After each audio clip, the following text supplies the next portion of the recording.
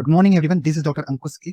आज हम देखेंगे वायरस के बारे में। वायरस क्या होता है, वायरस की हिस्ट्री क्या है। तो सबसे पहले हम देखें तो वायरस किसी भी किंगडम से बिलोंग नहीं करता। ना ये प्लांट किंगडम में आता है, ना ये एनिमल किंगडम में आता है, ना ये फंगी है, ना ये प्रोटिस्ट है और ना ये बैक्टीरिया है। तो वायरस क्या है, बहुत ही सिंपली हम इसका आंसर देखें तो सबसे पहले जो वायरस जो है अल्ट्रा माइक्रोस्कोपिक इन्फेक्शियस एजेंट होता है। मीन्स वायरस को नेकेड आई से नहीं देखा जा सकता। ये बहुत ही स्मॉल होता है, जो कि बैक्टीरिया से भी 10 से 100 गुना छोटा हो सकता है और इसे सिर्फ इलेक्ट्रॉन माइक्रोस्कोप से देखा जा सकता है। दूसरा, ये इंफेक्शियस एजेंट होता है।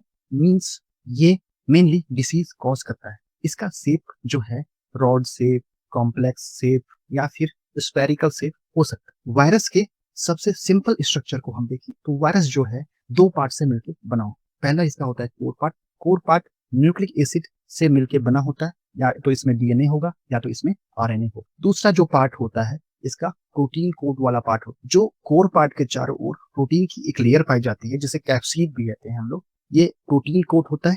और किसी किसी वायरस में एक थर्ड लेयर भी पाया जाता है जिसे हम इन्वलप बोलते हैं। एनिमल वायरस के केस में ज्यादातर देखा गया है कि उनमें इन्वलप पाया गया। इसके अलावा जो वायरस जो है उसमें किसी भी प्रकार की सेल ऑर्गेन्स जैसे कि mitochondria, chloroplast, lysosome, cytoplasm, cell membrane, ये सारी चीजें नहीं पाई जाती वायरस में। इसी कारण इसको हम एसेलुलर या फिर हम लोग इसे नॉन सेलुलर भी कहते हैं। वायरस की एक और मेन कैरेक्टरिस्टिक होती है कि ये ऑब्लिगेट इंट्रासेलुलर पैरासाइट होते हैं। मींस इनको मल्टीप्लाई होने के लिए किसी होस्ट की आवश्यकता होती है। किसी होस्ट के अंदर ही ये डिसीज कॉज कर सकता है और उसके अंदर जाके वो मल्टीप्लाई कर सकता है। मींस होस्ट के बाहर ये इनएक्टिव फॉर्म में रहेगा और होस्ट के अंदर जाके ही ये मल्टीप्लाई करेगा और अपनी संख्या को बढ़ाएगा। इसलिए इसे ऑब्लिगेट इंट्रासेलुलर पैरासाइट भी कहते हैं। तो ये जनरल इंट्रोडक्शन था वायरस के बारे में। वायरस की हिस्ट्री को हम देखें तो वायरस के स्टडी को हम वायरोलॉजी कहते हैं। वायरस जो है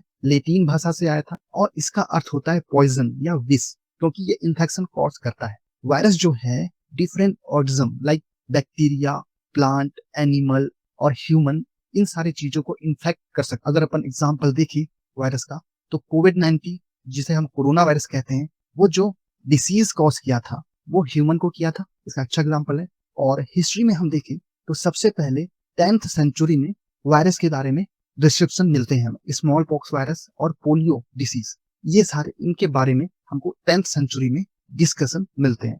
आगे हम देखें तो 1884 में सबसे मेन इंपॉर्टेंट डिस्कवरी थी चार्ल्स कैम्बरलैंड के द्वारा। इन्होंने एक ऐसा फिल्टर डिस्कवर किया जिससे हम बैक्टीरिया को फिल्टर आउट कर सकते हैं, क्योंकि इस फिल्टर में जो पोर साइज था वो बैक्टीरिया से भी छोटा था। ठीक है, ये जो फिल्टर था इसी ने आगे चल के वायरस के डिस्कवरी पे इंपॉर्टेंट रोल प्ले आउट किया। कैसे, इसके लिए हम आगे चलते हैं। 1892 में रशियन बायोलॉजिस्ट थे दिमित्री इवानोस्की। इन्होंने कहा कि जो इन्फेक्शियस एजेंट हैं टोबैको मोजाइक डिसीज के लिए, वो जो इन्फेक्शियस एजेंट हैं वो बैक्टीरिया से भी बहुत छोटे होते। तो इन्होंने कुछ एक्सपेरिमेंट किया होगा, उसके थ्रू इन्होंने बोला होगा कि जो इन्फेक्शियस एजेंट हैं जो टोबैको प्लांट में इन्फेक्शन कॉज करते हैं वो बैक्टीरिया से भी छोटे होते। तो इन्होंने जो कैम्बरलैंड के द्वारा फिल्टर था उसको यूज किया था और अपना निष्कर्ष दिया था, जो आगे चल के पता चला हमको कि जो इन्फेक्शियस एजेंट इनके द्वारा जो खोजा गया था वो वायरस है। इवानोस्की के एक्सपेरिमेंट को हम देखें, उन्होंने क्या किया, सबसे पहले डिसीज प्लांट के लीव्स को लिया, उसे मोटर और वेंडर की सहायता से ग्राइंड किया, पीसा और फिर उनको कैम्बरलैंड फिल्टर के द्वारा फिल्टर किया। तो क्या हुआ, जो बड़े मटेरियल थे जिनका साइज बड़ा था वो इसमें फिल्टर नहीं हो पाए, बैक्टीरिया भी फिल्टर नहीं हो पाया, पर जो इन्फेक्शियस एजेंट था वो बहुत ही छोटा था तो वो फिल्टर होके फिल्ट्रेट में आके मिल गया। और ये जो फिल्ट्रेट है इसको जब हम स्प्रे किए किसी हेल्थी प्लांट में तो उसमें डिसीज का हो। तो इसके थ्रू यूनेस्की ने बोला कि जो कैम्बरलैंड फिल्टर से जो इन्फेक्शियस एजेंट है वो पास आउट हो गया और दूसरे प्लांट में डिसीज कॉज की। इसलिए इन्होंने कहा कि जो इन्फेक्शियस एजेंट है टोबैको मोजाइक डिसीज में वो जो है बैक्टीरिया से भी छोटा होता है।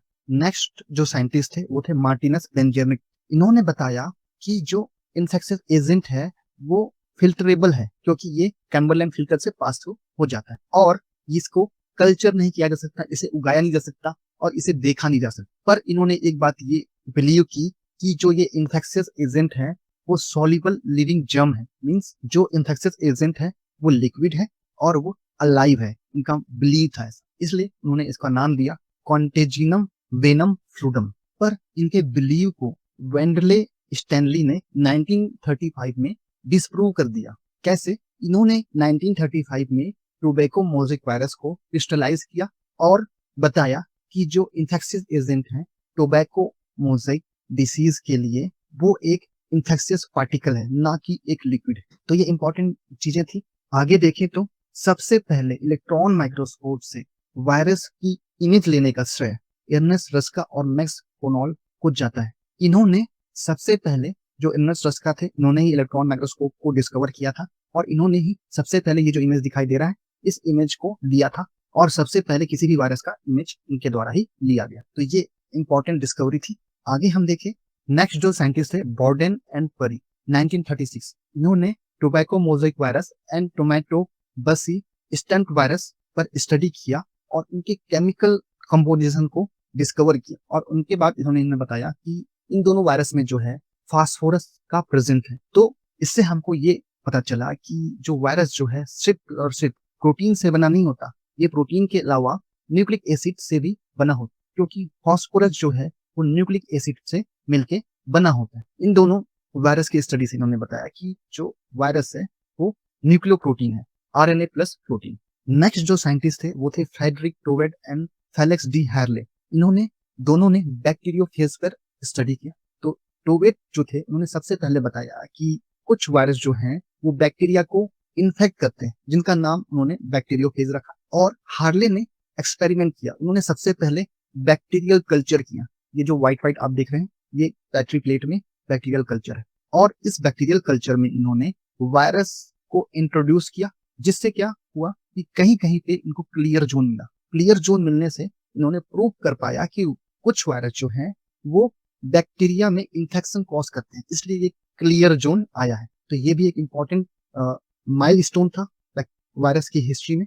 नेक्स्ट जो साइंटिस्ट थे वो थे हास्ले एंड चेज, 1952। इन्होंने बताया कि जो डीएनए है वही मेन इंफेक्शियस एजेंट होता है किसी भी बैक्टीरिया या सेल में डिसीज कॉज करने की। प्रोटीन जो है वो नॉन इंफेक्शियस पार्ट होता है। इसके लिए इन्होंने प्रोटीन को सल्फर 35 से लेबल किया और डीएनए को इन्होंने P32 से रेडियो एक्टिव लेबल किया। इस लेबल करने के बाद इन्होंने देखा कि जो प्रोटीन वाले जो पार्ट हैं वो बैक्टीरिया के बाहर ही रहते हैं, लेकिन जो डीएनए वाले जो पार्ट हैं वो बैक्टीरिया के अंदर जाते हैं। इससे ही इन्होंने आगे तक कंक्लूड किया कि डीएनए वाला पार्ट ही जो है इंफेक्शियस एजेंट होता है, ना कि प्रोटीन वाला पार्ट। तो ये है इस वीडियो का अंत। Thank you for watching this video.